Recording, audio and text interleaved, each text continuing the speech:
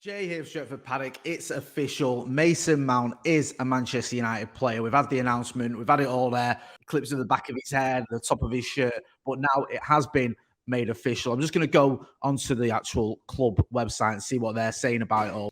Mason Mount has joined Manchester United on a contract running until June 2028 with the option of a further year. Jay here, Stretford, Paddock, and this is a special video looking at Mason Mount and what the future may hold for the former Chelsea man. Mason Mount was Manchester United's marquee summer signing, a Champions League winner whose transfer from Stamford Bridge left Chelsea fans fuming. I mean, he certainly fooled me. It's a BAFTA-worthy performance that he put in as being a Chelsea man.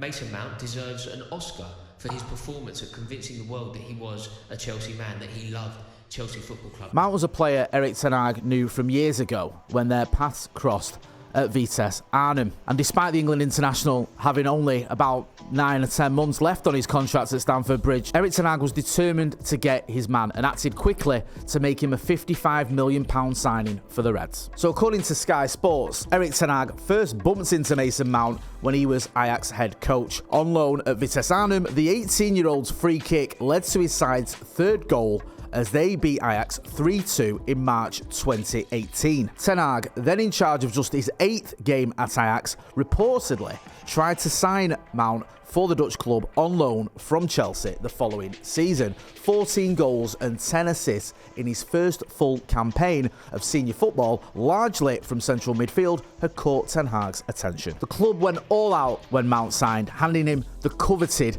number 7 shirt in a move that was destined to add more pressure and expectation to the midfielder's shoulders. But there was every reason to believe he'd live up to the hype. Mount's time at Chelsea had seen him with a record of a goal involvement roughly every 3 games. He'd also become a vital part of Gareth Southgate's England squad. Now, when he was included, that did ruffle a few feathers of England fans, but it was certain that Gareth Southgate certainly rated the young midfielder. The pinnacle of Mount's Chelsea career had of course come in the Champions League final in Porto, where he set up Kai Havertz for the winner against Manchester City, a goal I was pretty much cheering on. While his last season at Stamford Bridge had been something of a disappointment and injury plagued, the shambles that occurred under Todd Boehly's tenure, which saw a stream of big money flops, and Frank Lampard bizarrely given a second chance in the dugout, made many fans see that season as a bit of an outlier. After all, the season following Chelsea's Champions League win had seen Mason Mount have 21 Premier League goal involvements, and at the age of 24, he was certainly far from his peak. There was every reason to believe Mount, arriving at a team that had just finished 3rd and won a trophy, working under a manager who'd rated him for years, would be a recipe for success. It was a bit of a ropey start though for Mason Mount, if we're being brutally honest, included in missing an absolute sitter in his Old Trafford debut in a friendly against Lens. Mount's Premier League debut for the Reds saw United beat Wolves 1-0, but it was a largely unconvincing performance by the team, and there were probably more questions than answers, including how Mason Mount just fitted into an Erik Ten Hag side. The United manager tried to explain how he saw the midfielder fitting into his plans, explaining that he thought Mount could fulfill a deeper role than he'd been used at Chelsea and for England. When asked about him playing deeper, Ten Hag said, "I think he can. Already, we have seen it in pre-season. Definitely, we have to work on many facets of our game, but also that facet about midfield and the cooperation, how we have to set it," sort of indicating how he was going to have to work out the best way to put Mason Mount into the Manchester United midfield. After the Spurs loss in Mount's second game, he picked up a bit of a knock, which saw him miss the next 4 Premier League games as the Reds struggled to find the form they'd shown in Erik Ten Hag's first season. Mount also missed the opening game in the Champions League as the Reds went down 4-3 against Bayern Munich in the Allianz Arena. Mount returned to the fold in the Carabao Cup, taking part in a 3-0 win over Crystal Palace. Mount also provided his first assist for the club, an in-swinging corner that was met by the head of Casemiro, an impressive return to the action. 5 days later, however, it was less impressive as United were defeated 1-0 in the same fixture in the Premier League as Crystal Palace got their revenge. And there was no respite in the days that followed, United surrendering a lead at home to Galatasaray to lose 3-2, a result that left them rock bottom of their Champions League group. But despite these defeats, while most players were criticised and exposed, there were two that stood out from their teammates. Rasmus Højlund, who scored a brace against Galatasaray and was praised for his hard work, and Mason Mount. Against the Turkish champions, Mount completed 86% of his passes. That was more than anyone on the pitch who played 45 minutes or more. However, Mount's game time was cut in the matches that followed. The England international managed over 60 minutes of football in just one of the next 5 Premier League games, and one full 90 minutes in an embarrassing 3-0 home defeat in the Carabao Cup to last season's finalists, Newcastle United. Once again, Mason Mount was anonymous, wrote BBC Sport journalist Simon Stone in his damning match report on the fixture. 2 substitute appearances later against Luton and Fulham, Mount suffered a calf injury. Weeks and months passed. United were knocked out of the Champions League in the group stages, not even qualifying for the Europa League, and the gap between United and the top 5 grew even bigger in the Premier League. United had now gone on to suffer the most injuries in the Premier League.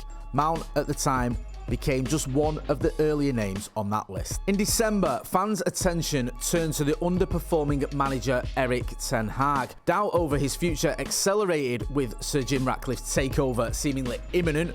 Mount became a sub-issue, a forgotten man, part of the forgotten group featuring the likes of Tyrell, Malacia and a few others. Then, finally, 4 months later, 22 matches missed, Mount made his return to the squad. Away at Brentford, United's confidence was sky high following a 4-3 thrilling win over our old adversaries Liverpool, knocking them out of the FA Cup and stopping Jurgen Klopp from winning a quadruple in his final season. What could go wrong? But this time in West London, United were pretty much battered from start to finish by the Premier League strugglers. The Bees had 85 touches, yes, count them, 85 in the Manchester United box, the most by a team in any Premier League match across the last 3 seasons. An absolutely disgusting stat. In the 80th minute, with the score 0-0, Mount made his long-awaited return to the United 11. And what an impact he made, scoring his first United goal in the 96th minute. Surely that must have been a winner. A Mount goal reminiscent of his best Chelsea days, finding space on the left side of the box, controlling the ball with his right and finding the bottom corner with his left. Pandemonium ensued. We've done it again. We've got a last-minute winner. A magical return. Until, of course, Brentford equalised in the 99th minute. In the next game, Mount came on in the 86th minute against his old club, Chelsea, with the Reds 3-2 up. Chelsea booed and whistled when he came on, with some fans holding up the mock shirt 19 Judas.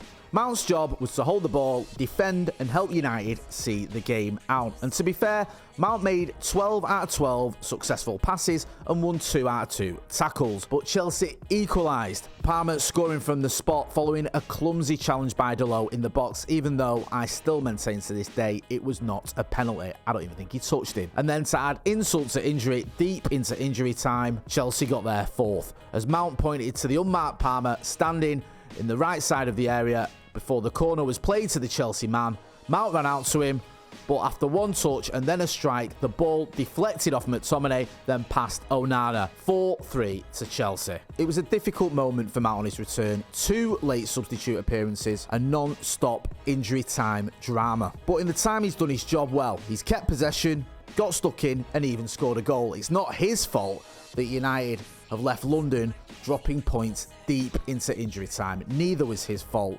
although it doesn't make it any easier. United have only scored 45 Premier League goals this season, the worst return in the top half of the league. Luton have scored the same number of goals and they're scrapping at the bottom end of the table. Mount can perhaps be the creator and occasional goal scorer United are crying out for in the running. Mount does offer more than some of his midfield colleagues. He's quicker and covers more ground than Christian Eriksen. He's more technical than Scott McTominay. He's versatile and can even play on the wing. Ten Hag wanted Mount for a reason, and Mount has not had the chance to get his feet under the table, but from recent glimpses, there's a player there for sure. Whether Ten Hag will have time to integrate Mount into his system is up to those above the manager.